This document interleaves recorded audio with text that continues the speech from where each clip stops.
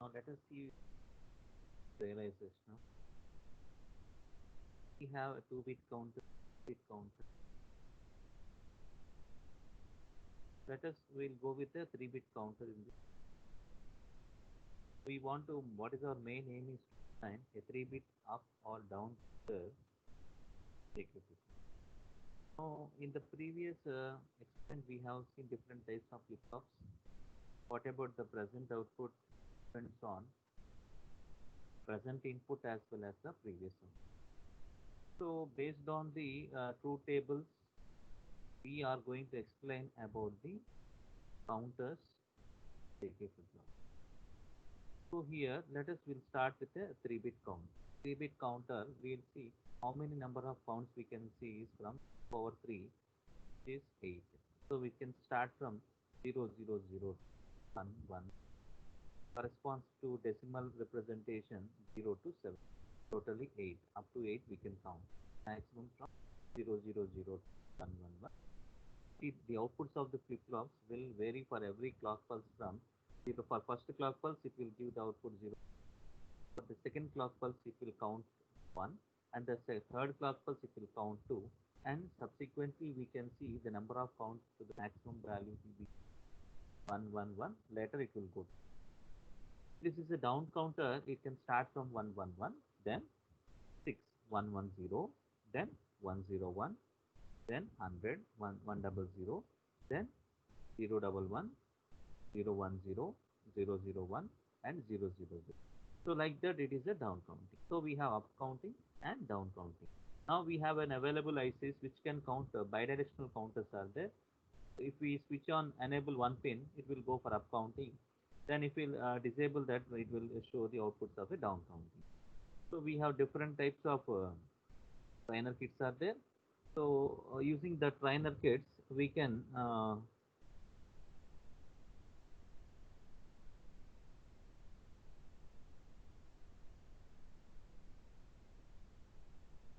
okay, so we can go for up counting as well as a down counting. So now we'll see the design of a 3-bit up or down counter using JK flip-flop. So JK flip-flop, the output when J is equal to 1 and K is equal to 1, what about the output? Just simply toggles. It toggles means if the previous output is 0, the next state output is 1. If the previous output is 1, the next state output is 0. So this is the condition happens in case of the JK flip-flop only whenever the value of J is equal to 1 and K is equal to 1. This condition we used to call as a toggle condition. So mainly the focus of complete counters will go with the help of a JK flip-flop, right? Now let us we'll see the circuit diagram of this JK, this 3-bit counter. So 3-bit means, so this 1 bit, second bit and third bit. So these are the 3-bit counter, design of 3-bit counter using the help of JK flip-flop. Now I'm going to take first JK flip-flop as JAKA, JBKB, JCKC. Means outputs is QA bar, QB bar, and QC and QC bar.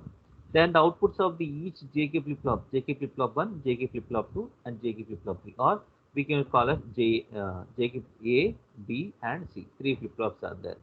The outputs of the first flip-flop is QA, QB, and QC. Output of the first flip-flop is QA. Output of second flip-flop is QB. Output of third flip-flop is QC. And now here the input of the JK flip-flop is given with logic 1, means J1, K1. Now I am going for the up counter. See, up by down counter. Now I am going to enable up here. So it is 1, 1, right? Up means here one input I am going to give here. So he at this input of the NAND gate is 1, and I am going to get 1 here for the NOT gate. Let us see what happens to the outputs of QA, QB, and QC clock pulse for the first clock pulse. Now let us see, this is my clock pulse. This is my clock pulse. Now this is the rising edge of the clock, first clock. This is the rising edge of the second clock. This is the rising edge of the third clock. Now let us see here. See, this is one clock pulse. Complete have positive and negative. So for this duration, let us see what happens to the output of every flip-flop.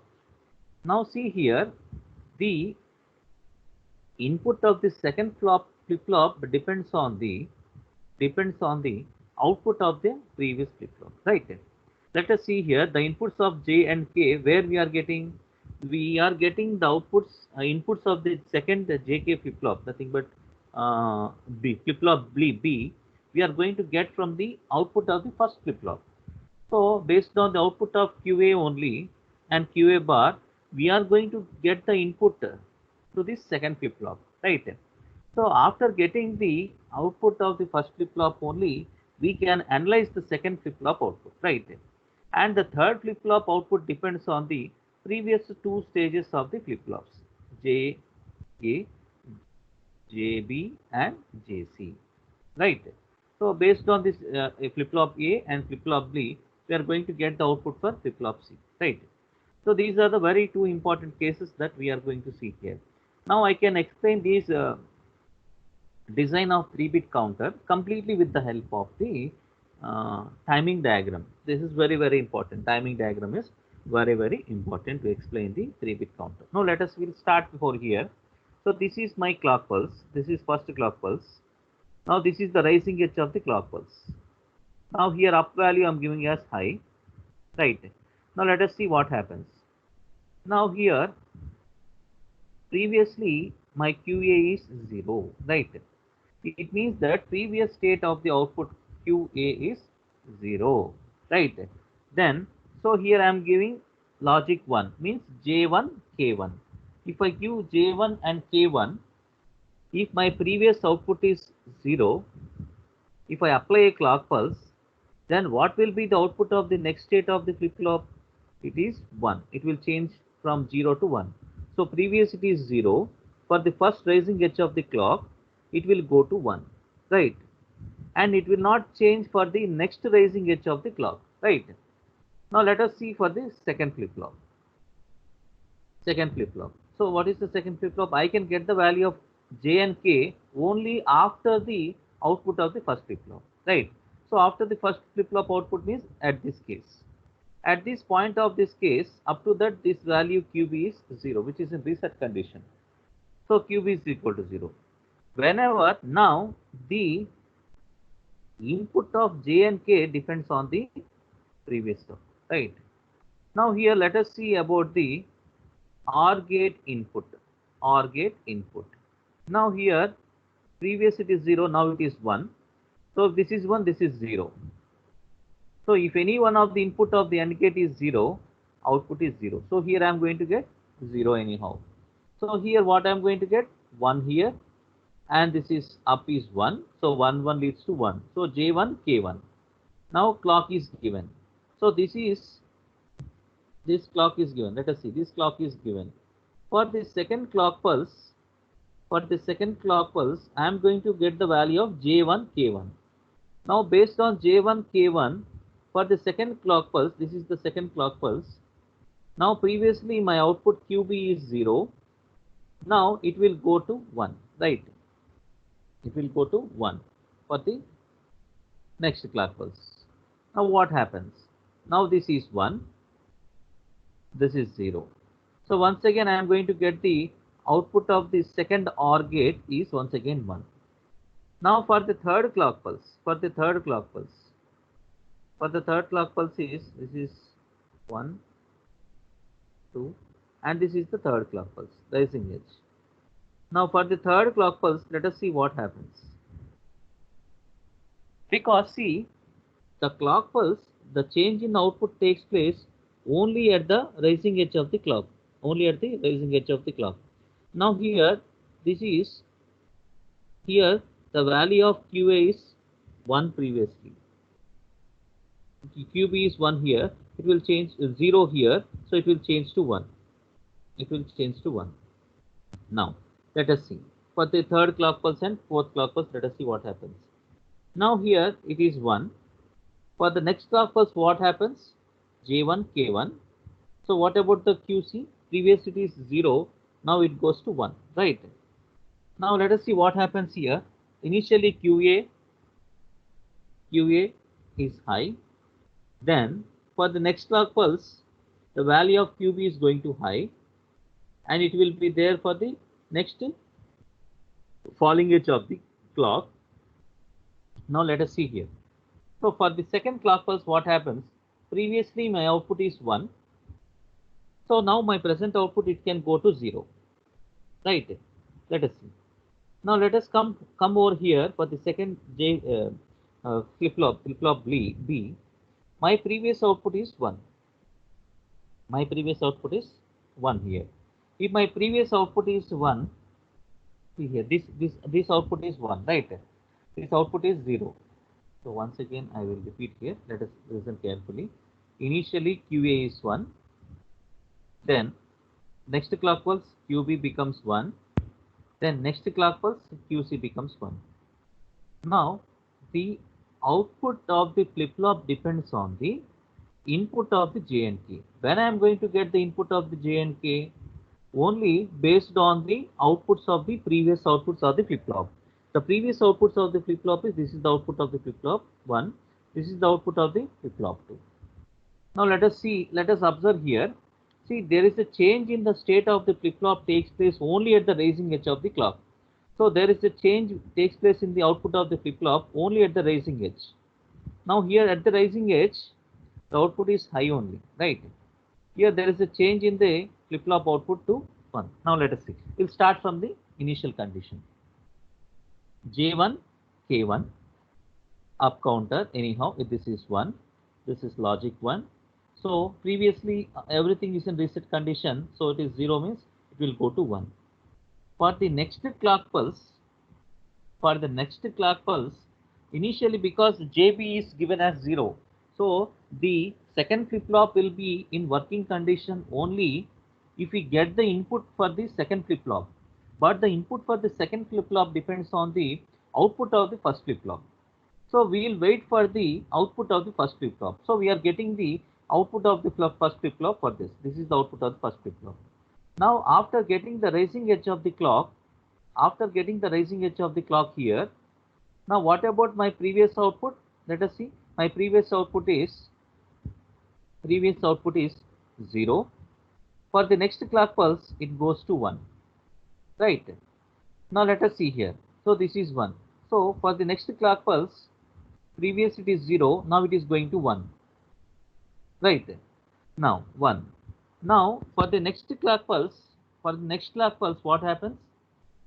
For every clock pulse, there will be change in the output. Means in the first case it is 0, now 1. Then for this next clock pulse, it is going to 0. So 1 to 0 and 0 to 1 and 1 to 0. Right? So there is a change in, for every change in the clock pulse, there will be change in the value of QA.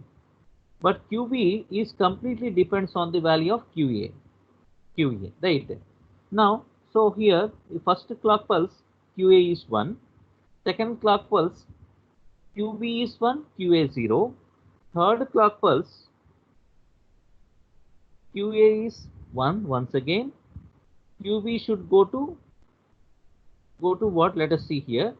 And QC will go to 1 here for the third clock pulse, right? See, the output of the third flip-flop depends on the input of the second, the output of the third flip-flop depends on the input for the third flip-flop. But the input of the third flip-flop in turn depends on the output of the second flip-flop, right?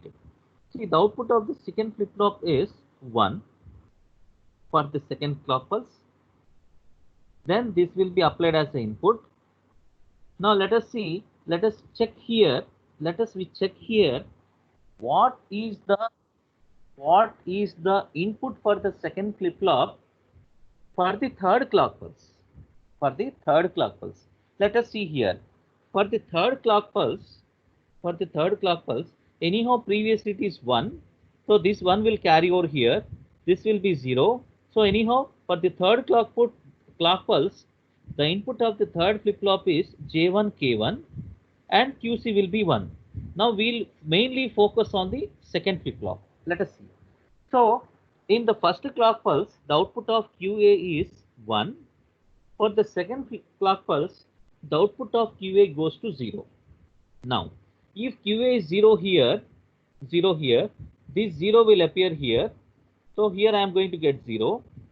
Now let me see here in this case, if this is 0, this becomes 1, this becomes 1, and this is 0. So both are 0, 0. So here I am going to get 0, 0. If 0 here and 0 here, what about the inputs of J and K? 0, 0. So what is the condition of a JK flip-flop when a clock edge is applied when J is equal to 0 and K is equal to 0? What about the outputs of the second flip-flop is no change state. No change state means the previous value of QB is 0, next state is also 0. So the same thing happens here. For one clock pulse it is 0, for the second clock pulse it is also 0. For the third clock pulse, it is also equal to 0. For the fourth clock pulse, because the output I am going to get the QC for the fourth clock pulse, because I am going to get the output QB. The third clock pulse is nothing but, see, here I am going to get QB value. So if I get the value of QB previously is 1, so J1 K1, for the third clock pulse it is 1 anyhow, QC, right? So QC I am going to get 1. Now let us see what is the condition. Now it will go to, it will change continuously. Now what happens is the output of the JA is 1 1 anyhow. If a clock is applied at the rising edge of the clock pulse, for every clock pulse, see, this is one clock pulse, this is second, this is fourth, and this is the next clock pulse. For every change in the clock pulse, there is a change in the output of the first one. But we should mainly focus on the second and third one, because the second one and third one will in turn depends on the first one. The third one will in turn depends on the first two flip-flops, right? So the third flip-flop input depends on the second output, and the input of the second flip-flop will in turn will depend on the first flip-flop. So if I apply continuously the clock pulses, there will be change in the output QA and QB, QC like this. We are going to get these type of output pulses and get QA and QB, QC. Now let us see here, if I can start from here. This is 0, 0, 0. This is 0, 0, 1. This is 0, 1, 0 means 2.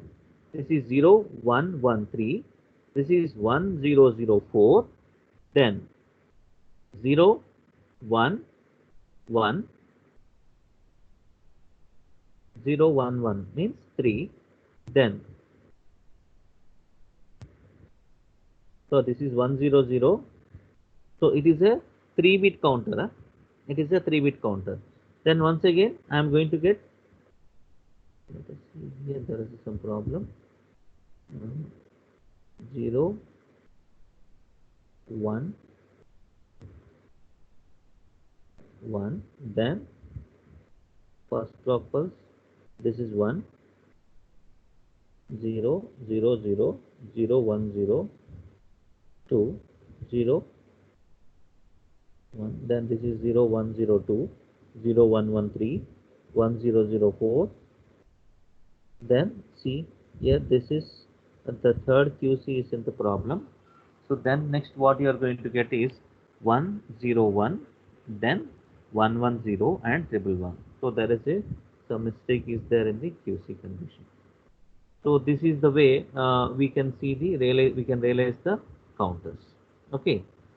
So we can see we have a trainer kit in our lab. So directly we can connect the inputs of J and K with we have number of input connections are there, number of output connections are there in the breadboard. So everything we have an LED. Based on LED, if the LED will glow, it means corresponds to logic 1. If LED doesn't glow, it corresponds to logic 0. So we can see even the timing diagram with the help of a CR board. But the time delay is very less in terms of nanoseconds, so that we may not observe completely on the CRO. So thank you so much. Thanks for watching. Stay safe.